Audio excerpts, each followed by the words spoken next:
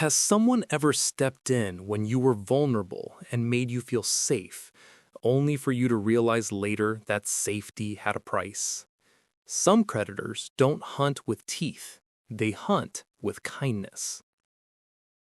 If these stories interest you, tap like and subscribe. It's how you help this channel keep going. They don't look dangerous, they look generous. They stay late, they cover your mistakes. They tell you, don't worry, I've got you. And when your life is falling apart, they're the only ones who seem to care. This is the story of Ethan.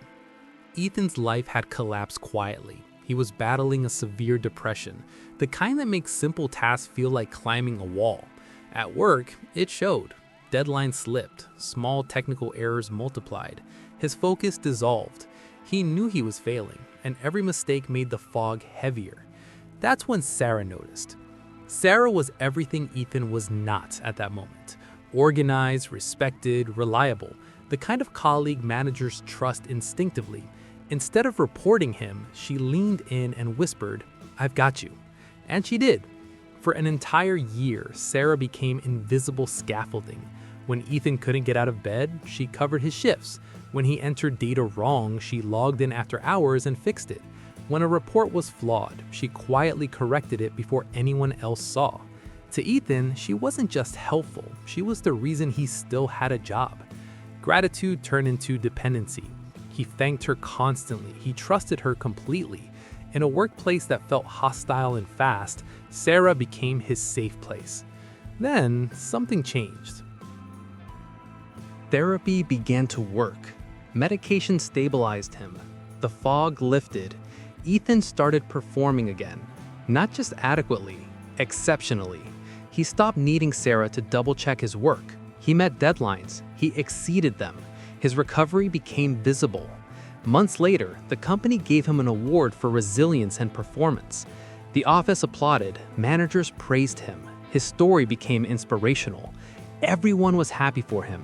Everyone except Sarah. From that moment on, something in her changed. The warmth cooled. The smiles tightened. The person who once said, "I've got you," began watching him instead of helping him. A week later, during a high-level board meeting, Sarah asked for the floor. She didn't congratulate him. She opened a file. Inside were screenshots, hundreds of them. Every error Ethan had made during that dark year. Every late login, every corrected report, every shift she had covered. A perfect archive of his worst months. She framed it as concern. She said she could no longer hide his incompetence, especially now that he was being promoted over her. She wasn't angry, she claimed, just responsible. In that room, Ethan realized something horrifying.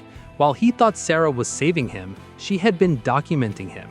Every act of kindness had come with a camera, and the moment he stopped being broken, she used it all. What you're seeing here is what psychology describes as a savior complex, used as control. It happens when helping others stops being about empathy and starts becoming the core of someone's identity. The person doesn't just want to support you, they need you to remain beneath them. For someone like Sarah, being the one who saves is how she feels valuable. Your weakness gives her purpose. Your dependence gives her power. That's why your recovery feels threatening. When Ethan was fragile, she was indispensable. She was the hero, the moral superior, the quiet center of gravity in his life. But the moment he stood on his own, that hierarchy collapsed. His independence erased her role. And for someone who builds their self-worth on being needed, that feels like betrayal. So, she kept evidence. This is what separates genuine support from manipulative help.